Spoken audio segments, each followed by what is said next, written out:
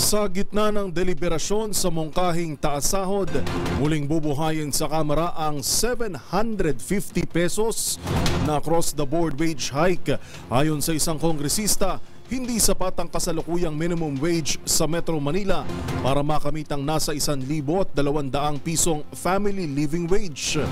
Narito ang ulat ni Milky Rigunan. Muling isusulong ng Makabayan Bloc ang 750 peso across-the-board wage hike para matamo ang family living wage na 1,200 pesos per day. Ayon kay Gabriela Women's Party Representative Arlene Brosas, kaila isulong ang nationwide wage hike.